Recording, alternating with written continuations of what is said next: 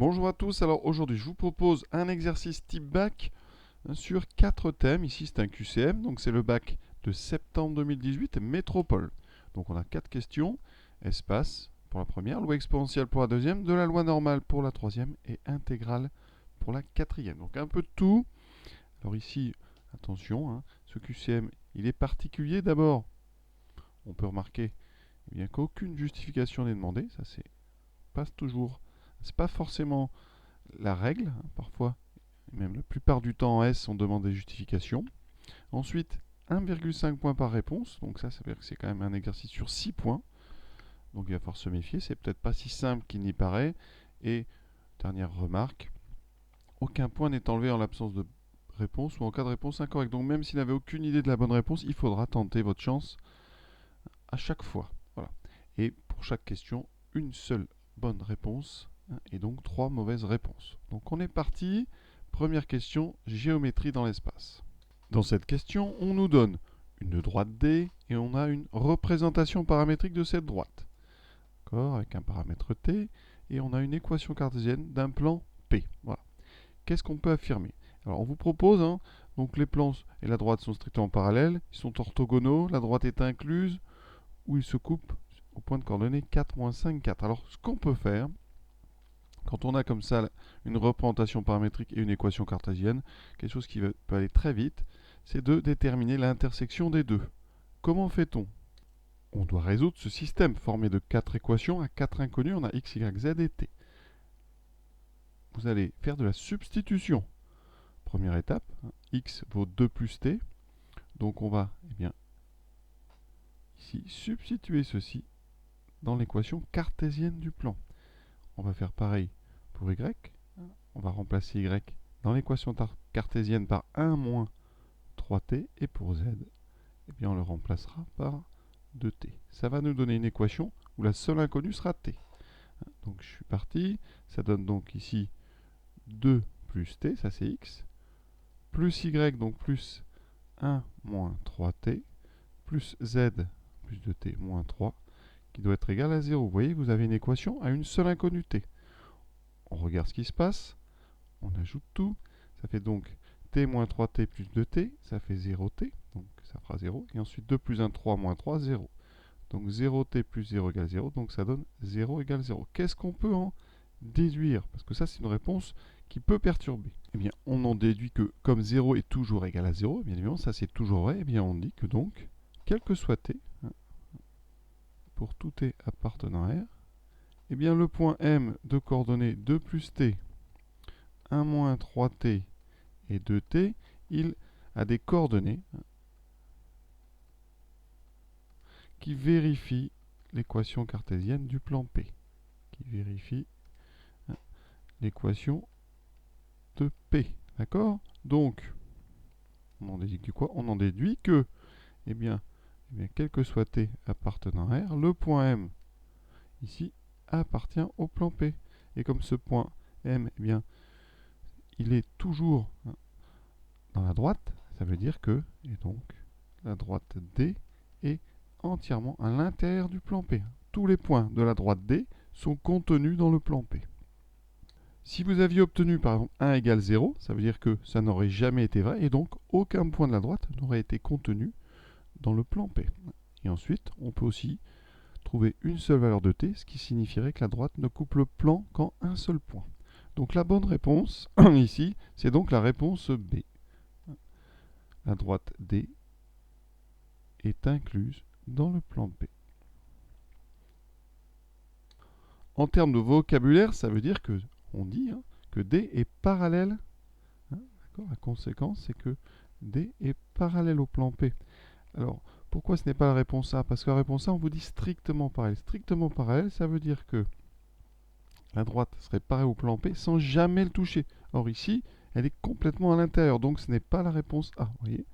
Ensuite, la réponse C est fausse, parce que la droite D et le plan P, on a dit, on ne dit pas en maths qu'elle se coupe, puisque la droite est entièrement à l'intérieur. Donc ici, ça serait faux. Alors on va quand même vérifier pourquoi on vous propose cette réponse C. Certainement parce que le point 4, moins 5 et 4 est dans la droite et dans le plan. Donc on peut vérifier rapidement. 4, moins 5, donc ici Ça c'est donc x, y et z. Je vais remplacer ça dans l'équation cartésienne du plan, ça ira vite. Donc ça fait 4 moins 5 plus 4, ça fait 8 moins 5, ça fait 3. Donc vous voyez que si on fait ça, ça fait bien 0. Donc ce point ici, je vais appeler le point A, il est bien à l'intérieur du plan. Ensuite, on vérifie qu'il est dans la droite. Donc ça veut dire que vous allez chercher un paramètre t tel que 2 plus t, c'est 4, 1 moins 3t, c'est moins 5, et 2t, c'est égal à 4. Et si l'exercice est bien fait, normalement, vous allez trouver une valeur de t. Donc t donne 2, ça fait ici moins 3t égale moins 6, ça donne bien t égale 2, et on a ici t égale 2. Donc ce point A, effectivement, il appartient à la droite D, il appartient au plan P, mais on ne peut pas dire que la droite D et le plan P se coupent en ce point, puisque ce n'est pas le seul point d'intersection. La droite est entièrement dans le plan, on l'a déjà dit. Donc ce n'est pas la réponse C, vous voyez, c'est une sorte de piège. Et ensuite, réponse D, pourquoi est-elle fausse? D'abord, je viens de dire, D est parallèle à P, donc ils ne sont pas orthogonaux, c'est pas possible. Alors, si on avait dû traiter cette question D à part, comment montrer qu'ils ne sont pas orthogonaux autrement? Eh bien, on prend un vecteur directeur de la droite D. Pour ça, les coordonnées sont les coefficients du paramètre. D'accord? Donc c'est ici 1, moins 3 et 2. Et ensuite, on prend un vecteur normal du plan P. C'est les coefficients des variables x, y, z. Donc c'est 1, 1 et 1. Petit dessin. Donc ici, une droite est normale à un plan. Vous êtes dans ce cas de figure ici. Et ça veut dire que, si on regarde le vecteur normal, la droite D et le vecteur normal seraient dans la même direction. Donc le vecteur V devrait être collinaire au vecteur n, ce qui n'est évidemment ici pas le cas. Vous voyez bien que V n'est pas un multiple de n. Et donc, eh bien, la droite D et le plan P ne sont pas orthogonaux. Donc voilà tout ce qu'on pouvait dire sur cette question 1. Bien évidemment, le jour de l'épreuve, on ne vous demandait pas de justifier, donc ça allait beaucoup plus vite que ça. On continue donc question 2, comme j'ai dit, sur la loi exponentielle. Alors, dans un rayon informatique, un seul vendeur est présent. Et on admet que la variable t, qui à chaque client associe le temps d'attente, ça c'est vraiment un classique, le temps d'attente. Alors l'unité, ça sera les minutes. Donc le temps d'attente pour que le vendeur soit disponible, ça suit une loi exponentielle de paramètres lambda. Voilà. Et on vous dit que le temps moyen d'attente, c'est 20 minutes. Sachant qu'un client a déjà attendu 20 minutes, la probabilité que son attente totale dépasse une demi-heure est. Voilà. Donc là, vraiment un grand classique sur la loi exponentielle. Ça. Alors, les choses vraiment qu'il faut savoir pour réussir cet exercice. Premièrement, t suit une loi exponentielle, donc on sait que l'espérance de t, c'est l'inverse du paramètre. Le paramètre lambda, c'est un nombre réel positif. Ici, on ne l'a pas, donc on va pouvoir, grâce à cette propriété, déterminer lambda, parce que l'espérance, on la connaît, c'est le temps moyen ici. Donc, comme on dit que c'est 20 minutes, l'unité étant les minutes, ça veut dire qu'ici, on a 20 qui doit être égal à 1 sur lambda. Et donc, petit produit en croix, lambda est donc égal à 1 sur 20, qui vaut 0,05. Alors ça, c'est très intéressant parce que pour calculer les probabilités avec la loi exponentielle, il faut connaître la valeur de lambda. Et il y a, on va dire, 3 formules vraiment à connaître. La probabilité que x soit plus grand que a. Probabilité que x, alors on va peut-être commencer par l'autre. Probabilité que x soit plus petit que a. Probabilité que x soit plus grand que a. Et ensuite, on va dire probabilité que x soit entre deux nombres a et b. A et b sont positifs. Ici, la probabilité que x soit plus petit que a, normalement ça se calcule avec une intégrale, je vous laisse aller vérifier dans votre cours, mais la formule qu'il faut retenir, c'est 1 moins exponentielle de moins lambda fois a. Et ici, c'est le contraire, p de x supérieur ou égal à a de ce qu'on vient de trouver, c'est donc exponentielle moins lambda.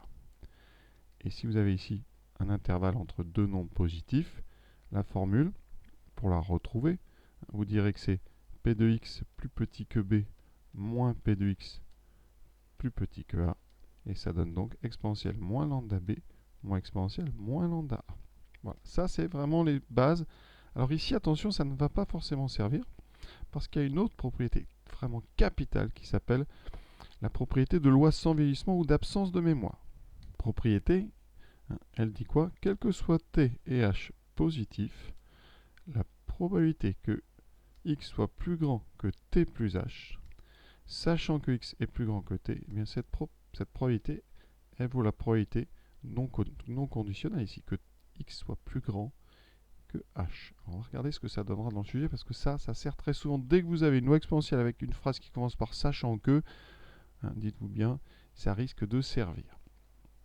La chose à faire à chaque fois, c'est de traduire, hein, en termes de probabilité, la question. Ici, on vous demande quoi? Sachant qu'un client a déjà attendu 20 minutes. Ça veut dire qu'ici, c'est une probabilité avec une valeur de t qui est plus grande que 20 minutes. L'unité étant les minutes, c'est bien t supérieur ou égal à 20. Alors, il faut bien savoir qu'en probabilité continue, supérieur ou égal ou strictement supérieur, ça ne changera rien aux valeurs, donc pas d'inquiétude. Et ensuite, on vous demande la probabilité que quoi? Son attente totale dépasse une demi-heure. Il a déjà attendu 20 minutes. Et donc, ici, ça veut dire que la probabilité que t dépasse 30 minutes, sachant qu'il a déjà attendu 20 minutes. Alors, vous avez deux méthodes pour faire cette question. Soit vous utilisez la propriété de loi sans vieillissement ou d'absence de mémoire, en disant que, eh bien, la probabilité qu'il attende 10 minutes de plus, sachant qu'il a déjà attendu 20 minutes, hein, c'est-à-dire qu'il a attendu 20 minutes, et il va encore attendre 10 de plus. Donc c'est pour ça que t est plus grand que 30. Ça, puisque c'est comme s'il n'y avait pas de mémoire, au bout de 20 minutes, il a oublié en fait qu'il a déjà attendu 20 minutes, et donc la probabilité qu'il attende 10 de plus, eh bien, c'est la même qu'au départ. Donc c'est pour ça ici qu'on parle de loi avec absence de mémoire. Vous avez attendu 20 minutes, la probabilité que vous attendiez 10 de plus est la même qu'au départ.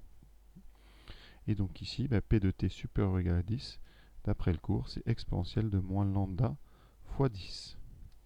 Lambda, c'est 0,05, ça fait exponentielle de moins 0,05 fois 10. Et donc exponentielle de moins 0,5, qui est exponentielle donc de moins 1,5. On regarde, et bien ici, vous voyez, on vous la propose, on a de la chance, c'est la réponse ici A. Et deuxième méthode, pour ceux qui ont du mal avec la loi, la propriété de loi sans vieillissement, vous pouvez revenir à des probas conditionnels classiques. La probabilité de A sachant B, c'est la probabilité de A inter B divisé, ça n'oubliez pas la division, par P de B. Donc ici, on aura P de, donc en haut l'intersection, c'est-à-dire T plus grand que 30 inter T plus grand que 20, divisé par la probabilité que T soit plus grand que 20. Alors, l'intersection entre plus grand que 30 et plus grand que 20, vous devez avoir quelque chose qui est plus grand que 30 et en même temps plus grand que 20, ça veut dire qu'il est tout simplement plus grand que 30, divisé par P de t plus grand que 20. Et on applique la formule du cours. P de t plus grand que 30, c'est exponentielle de moins 30 lambda, lambda fois 30, hein, et ici divisé par exponentielle de moins 20 lambda. Et la propriété de l'exponentielle, hein, attention, hein, c'est là que certains vont se tromper, on a un rapport d'exponentielle, c'est donc l'exponentielle de la différence. Ça fera exponentielle de moins 30 lambda, moins 20 lambda. Et non pas comme certains l'ont peut-être fait, l'exponentielle du rapport, qui donnerait exponentielle moins 3,5, d'où la réponse B qu'on vous propose. Donc cette soustraction ici, je vais la finir, ça fait exponentielle moins 30 lambda plus 20 lambda, il vous reste exponentielle moins 10 lambda. Hein, c'est ce qu'on a trouvé, ça donnait donc exponentielle moins 1,5. Troisième question, on est sur de la loi normale. Une usine fabrique des balles de tennis, et pour être conforme au règlement, donc on nous dit quoi? Eh bien, le diamètre doit être compris entre 63,5 et 66,7. Ça, c'est donc quelque chose qui nous dit que là, on est dans ce qui est conforme. Donc, on note D, une variable aléatoire, qui à chaque balle produite associe son diamètre mesuré en millimètres. Voilà. On dit que D, alors on va le noter ça, donc D suit la loi normale de moyenne, donc suit donc la loi normale de moyenne, donc mu égale 65,1 et sigma qu'on ne connaît pas. Encore, et on vous demandera d'ailleurs d'estimer sigma au centième. Voilà. Et la probabilité qu'une balle soit conforme est de, normalement on veut que ça soit 0,99, donc on nous dit que la probabilité que x, alors ici c'est pas x, c'est d, le diamètre, soit entre donc 63,5 et 66,7, cette probabilité elle doit être de 0,99. Sur ce qu'on peut faire, qui est très simple, hein, c'est de faire par tâtonnement. On fait par essai successif. Donc on va dans le menu donc statistique. Là, je vais prendre une Casio. Vous allez dans une loi normale, donc NCD, et vous indiquez donc la borne. Alors, la borne basse ne va pas changer dans tout l'exercice, 63,5. La borne haute, 66,7. Et ensuite, sigma, on ne le connaît pas. On fera des tests. On peut tester d'ailleurs les 4 qu'on vous propose. Ça, donc je vais tester 0,69. Et ensuite, mu, c'est donc ici 65,1. Vous voyez, vous allez tester les 4. On regarde combien on trouve. Ici, donc, on trouve 0,979 pour le premier. Donc ce n'est pas 0,99. On teste donc la deuxième valeur de sigma qu'on vous propose, de 58. On trouve 0,46, ce n'est pas du tout ça. On teste la troisième, 0,62. Et on trouve ici 0,99, 0, etc. Donc je pense que c'est la réponse C. On vérifie quand même la dernière, 0,80. Voilà, ici 0,954. Donc ça, on n'a même pas fait par essai successif. On a testé les 4 bonnes réponses et on trouve que la bonne, c'est la réponse C. Ici, dans un exercice comme ça, on ne vous demande pas de justifier. Donc, évidemment, c'était la meilleure stratégie, la plus rapide, c'est bien d'essayer les 4 valeurs de sigma qu'on vous propose. Une technique qui marcherait si on ne vous proposait pas 4 réponses, ça serait le par essai successif, par tâtonnement. Donc, j'essaie par exemple avec sigma, vous voyez, égal à 1. Et on regarde, on trouve 0,89. Donc, ce n'est pas assez. Donc, ici, on essaie par exemple 0,5. Là, on est à 0,80. C'est trop, donc on va augmenter. On est entre 0,5 et 1. Après, vous essayez 0,8. Ce n'est pas assez, donc on doit prendre plus petit, donc entre 0,5 et 0,8. Puis, eh bien, progressivement, vous allez essayer par exemple 0,6. Là, on est à, vous voyez, on est 0,980, légèrement trop, donc on monte un petit peu. Et petit à petit, vous allez y arriver. Vous faites 0,65. Là, cette fois-ci, vous êtes trop bas, donc c'est entre 0,6 et 0,65. Et voilà, vous allez arriver assez vite. Vous essayez 0,62. Là, vous êtes à 0,999. Vous pouvez essayer par exemple 0,63. Vous vous rendez compte que là, c'est pas assez, donc vous allez répondre 0,62. Voilà, ça c'est donc méthode par essai successif. Pour ceux qui ont pas mal de culture et qui ont bien appris tous leurs cours, le 2,58, c'est un nombre qu'on connaît. Il faut savoir eh bien, que la probabilité pour que D soit entre mu moins 2,58 sigma et mu plus 2,58 sigma, cette probabilité, elle vaut 0,99. On pourrait appeler ça la règle des 2,58 sigma. Alors, dans le cours, vous êtes plus habitué à connaître la règle des 3 sigma. Il faut savoir que la probabilité qu'on soit moins 3 sigma et mu plus 3 sigma, cette probabilité, elle vaut 0,997. Mais si vous voulez avoir du 0,99 presque exactement, c'est pas exactement 0,89, c'est la règle des 2,58 sigma. Donc ici, qu'est-ce qu'on pourrait faire? Bien, on estime ici l'espace entre 63,5 et mu. Mu, c'est donc ici, on a dit 65,1. Donc, je regarde 63,5, qu'est-ce que c'est? C'est 65,1 moins combien? Moins 1,6. Et effectivement, 66,7, c'est 65,1 plus 1,6. Ça veut dire qu'ici, d'après ce que je viens de dire, si vous voulez utiliser ce qu'on appellerait la règle des 2,58 sigma, ça veut dire que 1,6, ça vaut 2,58 sigma. Et donc, sigma, c'est à peu près 1,6 sur 2,58. On regarde tout de suite, vous voyez, avec une machine, ce que ça donne. On va donc calculer ça. Donc 1,6 divisé par 2,58. Et vous voyez qu'on trouve 0,62. Donc c'est une autre façon de le trouver. Ensuite, vous avez une méthode, on va dire old school, la méthode ancienne, en recentrant et en réduisant la loi. Ça veut dire qu'ici, on va transformer cette probabilité. On va enlever, on va enlever donc ici à D la moyenne. Donc ça veut dire qu'ici, je vais transformer cette inégalité en D moins 65,1 inférieur à, et ici on retrouve moins 1,6, 1,6. Ensuite, on va réduire, cette probabilité elle vaut toujours 0,99, on va diviser l'encadrement par sigma. Ce qui fait de P moins 1,6 sur sigma, ici D moins 65,1 sur sigma et 1,6 sur sigma. Pourquoi on fait ça? Mais il faut comprendre que quand tu as une loi, quand tu as une variable aléatoire, on enlève sa moyenne et on divise par l'écart type ici. Bien, si D suit la loi normale mu 65,1 sigma, D moins 65,1 sur sigma, ça suit la loi N01, ce qu'on appelle la loi normale centrée réduite. D'accord? Maintenant, il faut bien comprendre qu'avant, on n'avait pas forcément des calculatrices et on connaissait uniquement la loi N01. On avait des tables et donc on se ramenait toujours à N01. Ici, si on se ramène à N01 avec une calculatrice, bien sûr, nous c'est beaucoup plus simple.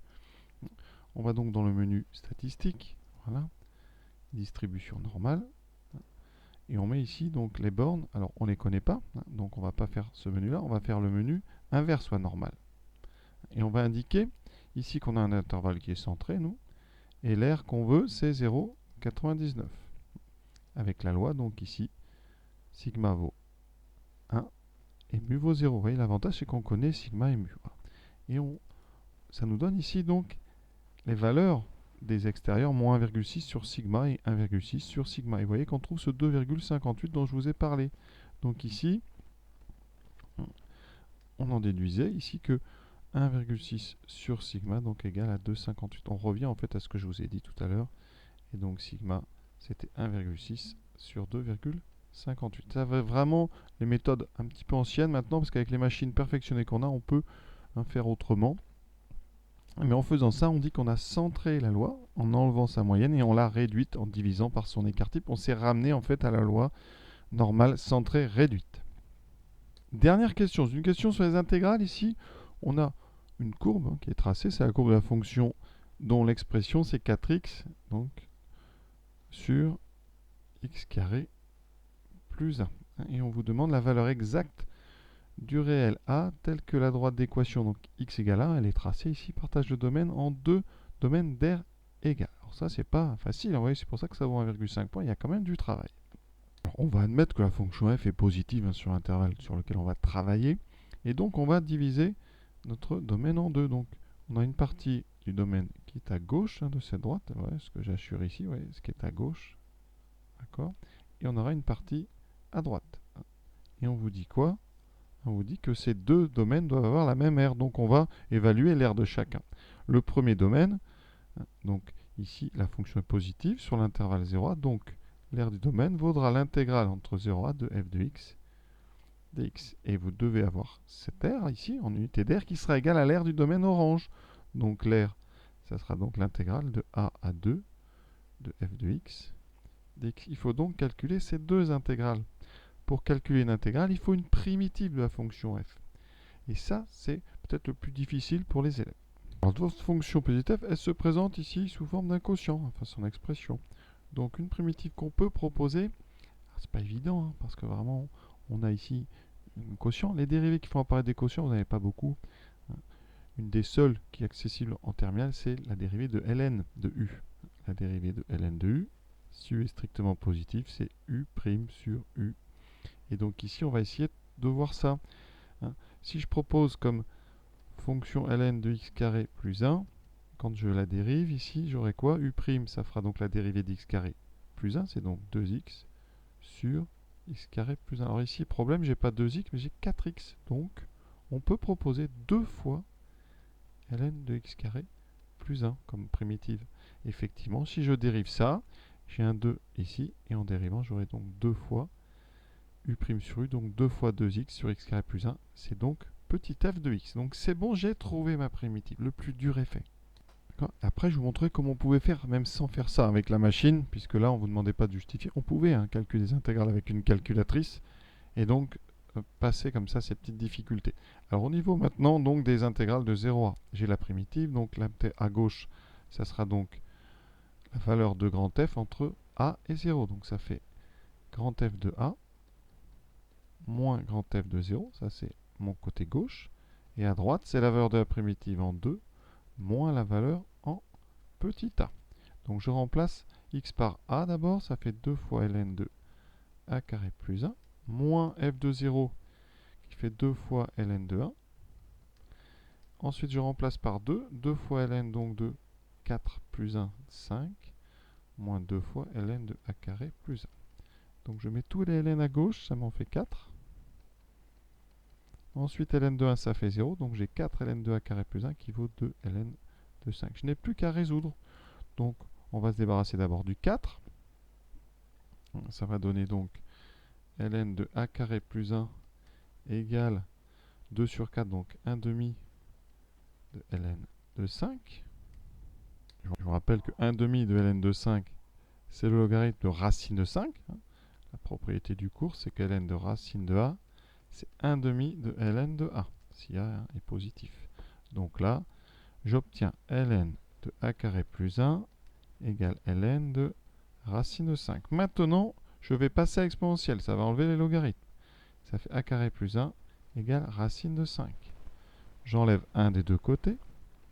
A carré est donc égal à racine de 5 moins 1. Et maintenant, racine de 5 moins 1 étant positif, je peux donc prendre sa racine carrée. Puis je cherche ici un nombre a positif. Donc ça sera racine carrée de 5 moins 1. C'est la réponse B, là on s'en sort bien. Donc ça, c'est la valeur exacte. Comment faire si on n'arrive pas à faire tout ça? Vous pouvez faire ça avec la calculatrice. Donc là, on va prendre une Texas. Alors attention, hein, parce que ici, il va falloir être très précis. Hein. Quand on calcule les réponses A et B, ici, ça donne quasiment les mêmes valeurs. On est tout près de 1,10. Donc il va falloir faire ça vraiment avec précision. Donc comment calculer l'intégrale? Ici, vous avez dans le menu maths, hein, ça c'est pareil partout. Ici, c'est le numéro 9. Et vous avez tous les beaux symboles. Donc on va faire de 0 à... Et là, on va mettre exactement un racine de 5 moins 1. On met vraiment la bonne réponse tout de suite. Enfin, la valeur exacte, pas d'arrondi, parce que, je vous dis, hein, les valeurs qu'ils ont mises dans la réponse A et B sont très proches, peut-être même dans la C et D. Donc ici, on met exactement les nombres qu'on vous donne. La fonction, donc ici, l'expression c'est 4x sur x carré plus 1. Voilà. Et la variable, donc ici, ça sera grand X. On calcule ceci, ça donne donc 1,609 et on va faire pareil hein, en changeant les bornes. Alors vous pouvez changer les bornes si vous voulez directement en reprenant la même expression. D'accord. Donc par contre, il faudra se rappeler du 1,609. Ouais, vous voyez, en recopiant, quoi qu'il est recopié en haut, donc je l'ai encore. Ouais, et vous revenez en arrière. Les bornes ici, donc on va effacer tout ça. Là, ça c'est la borne, donc ici. Alors pour supprimer, on appuie sur Supr. Il faut se mettre devant, pardon, voilà. Ici, donc, on intègre jusqu'à 2. Et par contre, on partait de la racine carrée de racine de 5 moins 1. Racine, donc de racine de 5 moins 1. Alors, ça prend un petit peu de temps à taper, vous voyez, mais ça... Et vous regardez. Et on trouve exactement la même valeur, donc on est sûr que c'est bon. Alors, si vous aviez testé le premier, juste pour vous montrer ce que ça donne, parce que pas de triche, voilà, je recopie donc. On va changer les bornes, encore une fois. Donc là, je change juste hein, la borne du bas. Et on évaluera la deuxième intégrale. Donc je ne mets plus ici. Alors, je vais mettre supprimer. Voilà. Je vais essayer par exemple avec le racine de 3 demi. Donc racine de racine. Alors 3 demi c'est 1,5. Voilà, je gagne un petit peu de temps. Je valide, je trouve, vous voyez, 1,619. Maintenant, je vais faire pareil. Je vais calculer l'intégrale de l'autre côté. Donc de 0 à racine de racine 1,5. Donc je reviens, je change juste les bornes. Vous allez voir qu'on ne trouve pas la même chose. Donc là, je serai à racine de 1,5. Hein. Vous voyez, je teste en fait les deux intégrales. Ici, je vais supprimer tout ça. Voilà. Et on va intégrer à partir de... Voilà. J'ai donc l'intégrale de gauche, l'intégrale de droite. Pour les deux valeurs de la réponse A, ici, je vais... Et vous voyez, qu'est-ce qui se passe? On ne trouve pas la même intégrale. Quasiment la même, donc c'est un petit peu piège. Hein. Donc il faut vraiment, vous voyez, mettre ici hein, ce que j'ai fait là-haut. Il faut dans vos bornes mettre les vraies valeurs, les valeurs exactes. Hein. Vous essayez, vous voyez, pour la réponse B, on trouve exactement la même chose, donc on peut deviner que c'est la réponse B sans aucun calcul, on va dire algébrique, juste avec la calculatrice. Donc voilà ce que je pouvais faire de mieux pour vous. Je vous laisse, je vous souhaite une bonne fin de journée à tous, à bientôt.